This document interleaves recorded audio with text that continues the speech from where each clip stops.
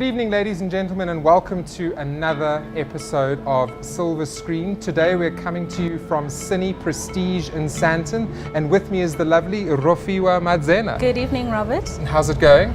You know how it is, watching movies, being disappointed, being a little bit excited by some, but you know, that's how it goes. Well, let's get straight into it. What have you watched this sort of last weekend that, number one, tickled your fancy and that really put you off?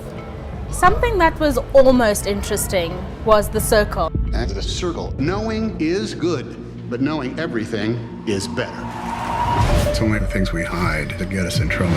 Everyone is talking about the most provocative thriller of the year. Is there anything you want to tell us? Emma Watson, I'm the only one who can do this. Tom Hanks, You think this was just a camera? John Boyega, You can't trust anyone. Shouldn't have happened. The circle is watching. The Circle, rated PG-13. This is a movie about we're living in a world where one company has everybody's data. So they've got your name, all your personal details they have, and they're able to share these and they're able to keep an eye on you. So the notion of the movie is that losing the privacy. I think the thriller part then is just the fear that everybody knows everything. So what they do is now they attach these little cameras and your life is a reality show for everybody to watch and comment on. Okay, well, how it's an you interesting see. concept. It's a very interesting concept, but the fear of it all is the idea that you lose all sense of privacy. So nothing about you is private anymore, and you kind of just see how you know it gets really evil, for lack of a better word. Yeah, and I think it was a good movie. I enjoyed it actually. Now that So I think what would you rate it out of 10? I would give it a good 7. Good 7. Great cast, great storyline, unpredictable, which is very rare these days. Yeah, it would get a good solid 7. I was at the Durban International Film Festival, the 38th Durban International Film Festival this last week. You know, it was a great event. It was very exciting. There were lots of people. There were lots of industry people, the same old faces you see year after year, some of them a little tighter than most.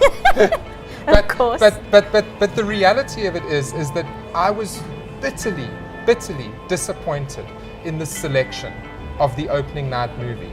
Normally, you know what you'd expect from a festival that's 38 years old with a lineage of, you know, struggle films and struggle statements and struggle veterans and all the rest of it. Strong African. Exactly. You would expect a strong African film with a strong African cast. And the weirdest thing is that the movie that opened the festival was a film called Serpent. Now, essentially what the film was about a black mamba being stuck in a tent for 90 minutes with a couple who were fighting. That is the key summary. That's the plot. That's it. That's the film. It's where we're headed. It's isolated. Dangerous. Full of all the creepy, crawly nature stuff. Well, there's no phone reception for a start. See the sign for Suicide Gorge? Yeah. Follow that sign. Are you serious? Now be careful, the snakes are out this time of year. That's comforting. Wow. Look at this place.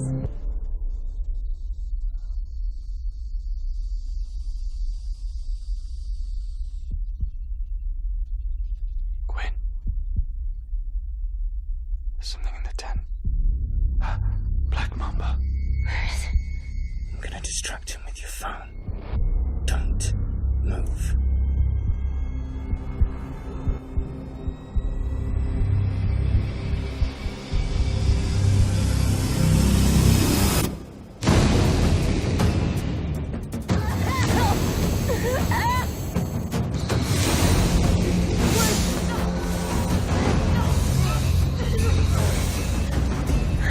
What did you do?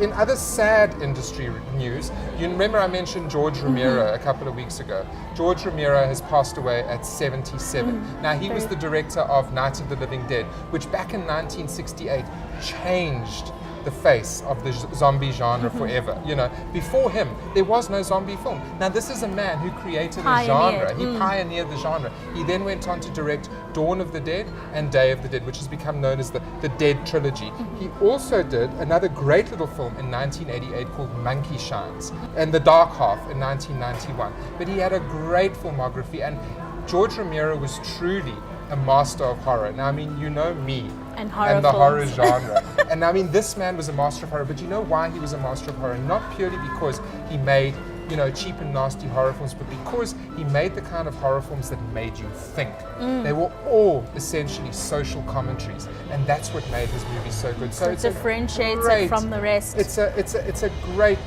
loss for the industry as a whole to lose someone of George Romero's character. So, moving into the local box office now, Nul Is Nie Niks Nie opened in 9th with 488,000 Rand or 43 screens. You know, it's okay because it's quite a big release, and the thing is it was based on a very popular novel. And you know, I interviewed the director, the producer of the film last week, and I'm disappointed for them. Obviously, they would have expected a slightly bigger box office, but it is what it is. Maybe it'll have sort of some staying power. Maybe the box office will pick up or tick up in week 2. I don't know though. I'm not convinced. The House, another new film with Will Ferrell and Amy Poehler, opened in 7th with 800,000 Rand or 48 screens, which isn't bad, I guess. You know, I don't know. What do you think? Look, it's not bad, but you know, Will Ferrell. I mean, this is a man who was being paid $20 million a picture. You know, so standard. Back in the day when he was opening, when his films were opening big, he was getting $20 million a picture. You know, and Amy Poehler is no slouch either. She also gets paid a few bob a film. So the reality of it is, with names this big, the film should have opened bigger. Oh God, no, I don't want to click it. I'm not gonna click it. Why don't you click it? If they say no to you, I say we say no to them. If they don't want my baby, they're stupid. I got it!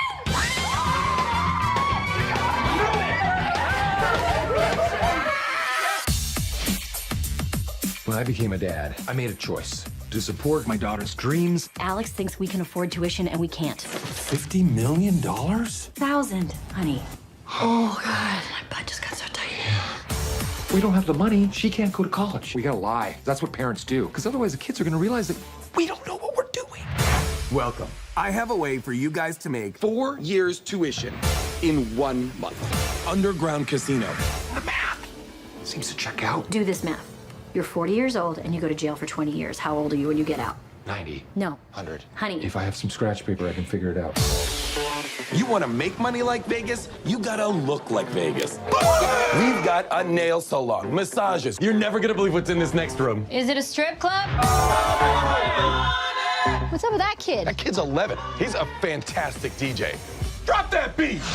Amazing! All right, Mama Life! So damn amazing! Your mother and I will be working late every night. I just can't help but feel like you're lying. We love you so much. We're so proud of you. But you need to shut up. What did you just say? It's so hard being a parent. There's something fishy going on with those 3. We're gonna bet on our friends fighting? We're a casino. Have you ever heard of Fight Night? Martha and Laura are pretty good in there. They both take the same MMA class at the Y. Oh, she adored her! I don't know why I love this so much! To my brothers and sisters. Are those women's sunglasses? No, they're Italian. I'm not going to tell my daughter she can't go to college, so we resorted to a life of crime. Amazing, amazing. Guys, we got a problem. He's cheating. We got to send a message, like De Niro in Casino. You think you can cheat us? What are you guys gonna do about it anyway?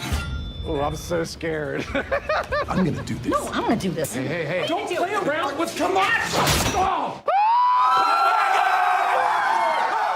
Tell your friends if they mess with us, this is what they're gonna get. In 5th place, Cars 3 is still running on gas with a cume of just over 13 million Rand. Animation, it's just the kids flock to them constantly. It's almost like a gold. It's like printing money. In 4th, now Baywatch, which has been critically lambasted. I mean, I saw the trailer to this. Was it terrible? I refuse. I saw the trailer, and the trailer itself looks abominable. It's another one of these gross out R-rated comedies, because I mean, the original Baywatch series with David Hasselhoff and Pamela Anderson was very campy in itself. Now, I mean, what they've done is like they did with 21 Jump Street. is they've just taken the camp level and pushed it to the extreme. But the thing is the 21 Jump Street actually had solid performers. Here you've got Zac Efron and The Rock. I was about to say, when I saw Zac Efron was starring, I already knew it's gone to the dogs. Neither of whom can act. You know, The Rock, you know, all he is an action star. His tentpole picks are Fast and the Furious. He can't do much outside of that. He's not an actor. And Zac Efron has the personality of this table, with all due respect to him. So that's sitting on a 16.2 million cum, which as far as I'm concerned is just too damn high. And get into third place with your favorite, Transformers, which is falling fast, by the way, with a total of 15.5 million rand in 3 weeks. And the falling fast, let's hope, as Zikorna said last week, that signals the death of the series once and for all. So in second, animation continues to dominate our screens as Despicable Me 3 has torn up 20 million rand in just 2 weeks at the local box office. Now that's good business. That's tearing up the box office. 20 I million love in 2 Despicable weeks. Me. So, how are things career-wise? You're fired! It's time to get back on top. We're going back to villainy. So good, so good, so bad.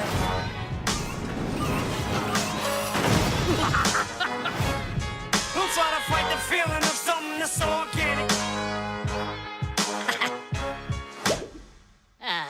So bad.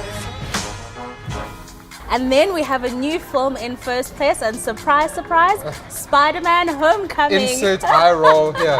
Another superhero movie. Let me tell you something, Robert. Office. This one opened with a solid, spectacular 8.3 million rand on 115 screens, and I think this is in the first week. Again, the box office is showing signs of superhero fatigue. I just wanted to say, I just thought of it now. Yeah. How many times are they going to revive Spider-Man? Because in each film, he's a different character, he's telling a different story. They're trying to portray him in a different light each time. So how many more times can they do that successfully, actually? Absolutely. Suppose we'll see.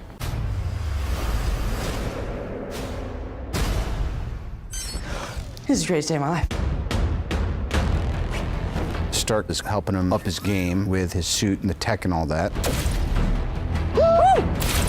Good evening, Peter. Hello? Congratulations on completing a training. You have access to your suit's full capabilities. Thank you. The suit is the coolest thing that has ever happened to me. It was just a dream come true. You have 576 possible web shooter combinations. Awesome. Spider web. Whoa. Web grenade. Web grenade. Reconnaissance drone. Whoa, that's really cool. Enhanced combat mode. Activate taser web! Super jump. Web wings!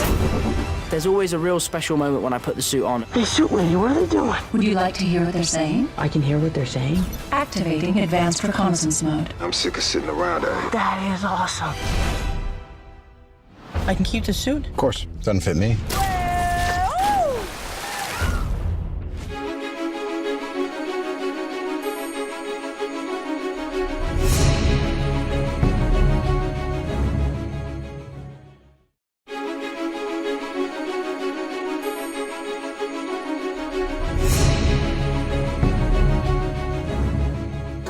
Joining us now is Brett Michael Innes, director, writer and producer of local award-winning film Sing.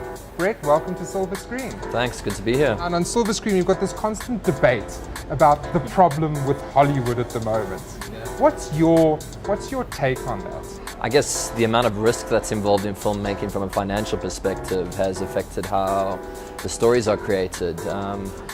It costs a lot to take a big risk to create something new, so the safe option is to remake old things that they knew worked, that had established audiences, or to do sequels and threequels and fourquels and to just keep going with it. There's a guaranteed audience so that you at least know your returns will come back. It truly takes a lot of guts to make something new, and in the current climate, it's hard to make a return. Now, at CNBC, we're all about money. So with regards to film financing, how did you guys go about getting your financing in place for Sync? Ours was pretty simple. We got a pre-sale from CakeNet. Traditionally, the channel will wait till the film is made and then purchase it, but they really liked the script and the filmmakers who are attached, so they actually provided the money up front in exchange for television rights. and then the Department of Trade and Industries rebate that provided the other 35%. It was a very low budget film, but we managed to attract... Okay, define low budget for us. Well, we're about in the 4 million range, which it's higher than micro budget, but... it's bigger than our budget. But yeah, I mean, most decent South African films are trying to come in at about 7 or 8, but then that gap is quite hard to make up because especially depending on genre, cinema attendance is down, but that's a worldwide thing. Tell us a little bit about, what it is that you've got lined up and where you're going in terms of film. I won't tell you the name because the signature is still coming. I'm not going to be that guy, Fair but enough. It's an adaptation of an iconic South African novel, which I'll be doing again with CakeNet. We actually had a script feedback session at DIF, and they're very happy with where we're going. So hopefully that will transpire next year. We'll head into production. And then why were you down at DIF this year? They invited you for a screening of Sync, am I right? I came down for multiple reasons. I find as a filmmaker, because especially with writing, you do that all in isolation. It really helps to go to a festival or an event like DIF because you just end up connecting with other producers, directors and writers, and you feel less alone. So that was part of the reason, and we just so happened to get a screening there for the Durban Talent Campus, and led to a great Q&A session with some of the talent alumni just around production and then just around the movie. But I had an absolute blast just being on the deck of the Elangeni Hotel and met some incredible producers. Honestly, the amount of international people who came through there. I'm glad I didn't go to any of the sessions because I met them all there and managed to get their email addresses. Just speaking then, just more from the festival, what would you make of the state of quality of South African films, just being exposed to other writers and producers? We're in such a great place in that we're producing some incredible content. John Trengrove's The Wound is the immediate thing that springs to mind from the festival. Just chatting about that earlier. Robert just raved about it. No, incredible. And the thing is, I mean, 6-7 years ago, that would be one film that would come along every 2 years, but we're getting one of these every 2 months. So there's all the popcorn films, which is great. They keep the industry going.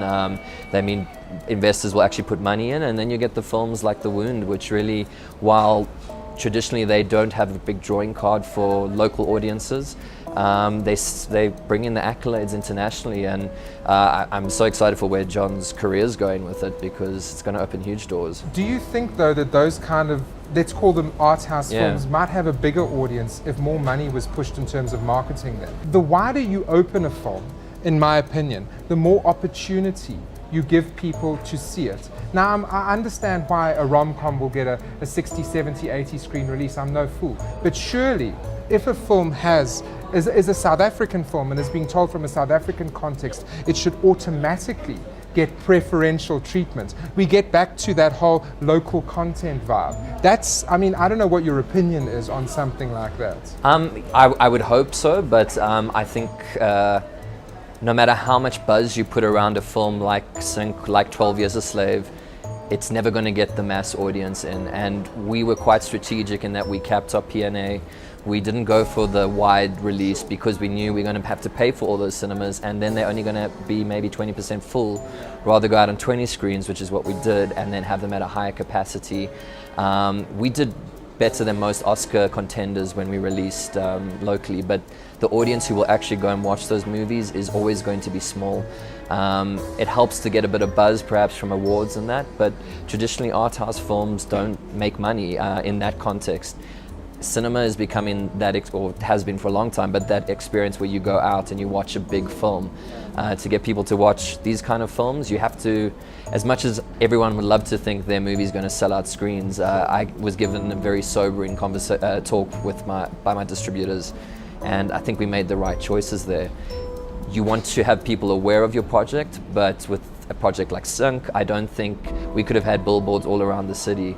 They call it a castor oil film in that it's healthy for you, but like taking medicine, you don't want to do it. You want to rather have junk food. So it's just the limitation of the genre, and yeah.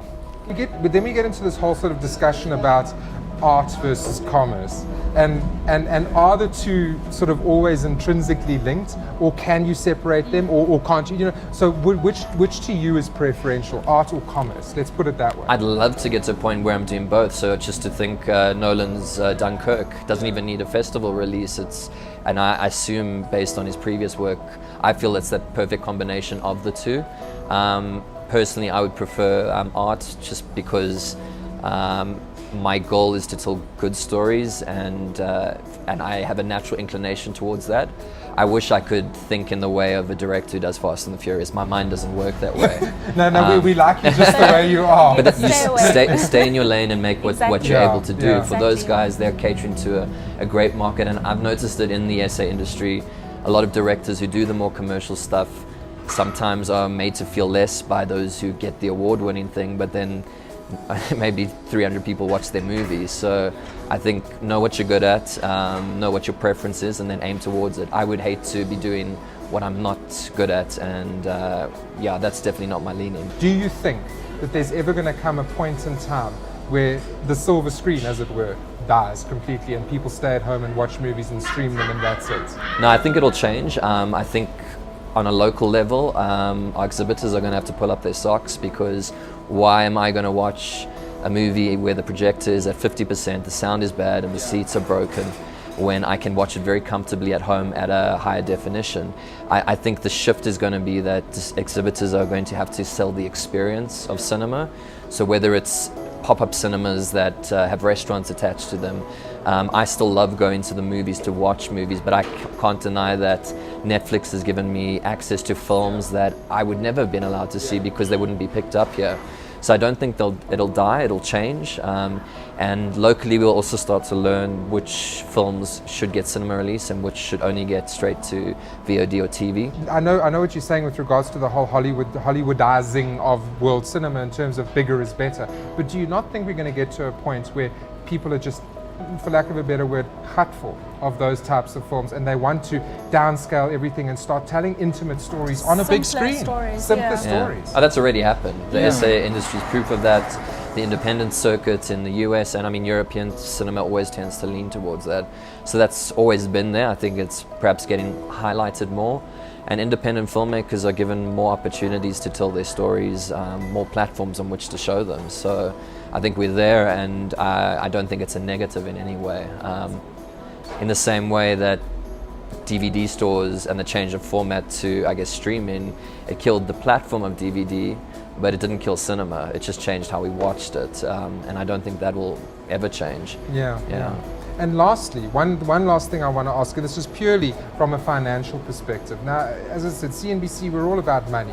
So if you had to look at a young filmmaker, let's say an 18, 19, 20-year-old person who wants to go out there and start making films, number one, what advice would you have to them from a career perspective in terms of a career path to follow? Number two, what do they do to sustain themselves financially? Because I mean, the gap between projects sometimes is, so what do you do to sustain yourself financially in those between project gaps? Yeah.